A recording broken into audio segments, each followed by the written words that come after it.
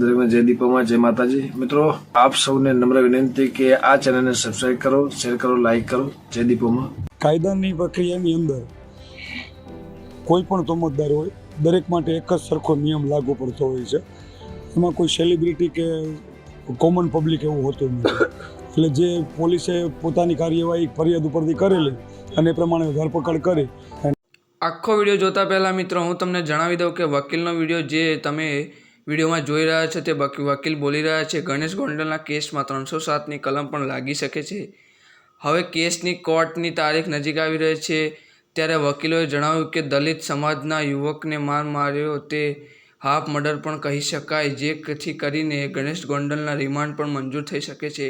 હવે જમીન પ્રક્રિયા તો દૂરની વાત રહી અને વકીલો તરફથી એવું પણ જાણવા મળે છે કે કોઈ પણ સેલિબ્રિટી હોય, કોઈ પણ કલાકાર હોય, એમએલએનો દીકરો ગણેશ ગોંડલ હોય, બધા માટે કાયદો એક સરખો છે, એક સમાન છે, બધાને સજા સરખી જ થશે। ગણેશ ગોંડલ સહિત 11 શહીદોની ધરપકડ કરવામાં આવી છે।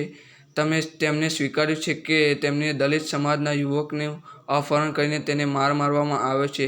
પોલીસે તપાસ હાથ ધરી છે। સીસીટીવી કેમેરા ગણેશગઢના ફૂટેજ કલેક્ટ કરી લીધા છે અને તપાસ કરી રહ્યા છે કે જે યુવકને મારવામાં આવ્યો છે તે ગણેશગઢમાં જ મારવામાં આવ્યો છે કે બીજે ક્યાંય માર્યો છે અને ત્યાં ગણેશ ગોંડલ હાજર હતા કે નહોતા તે બધી જ તપાસ કરી રહ્યા છે।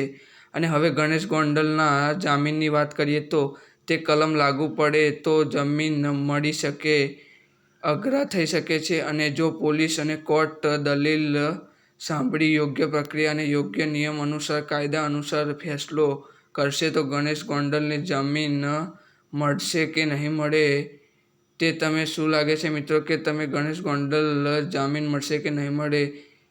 આ ગણેશ ગોંડલને સજા થવી જોઈએ કે ન થવી જોઈએ નીચે કોમેન્ટમાં તમારું મંતવ્ય જણાવો અને વિડીયોમાં તમને જાણકારી સારી લાગી હોય તો વિડીયોને લાઇક કરજો, વિડીયોને તમારા મિત્રો સાથે શેર કરજો, અમારી ચેનલ સબસ્ક્રાઈબ કરવાનું ભૂલતા નહીં મિત્રો। જય શ્રી કૃષ્ણ।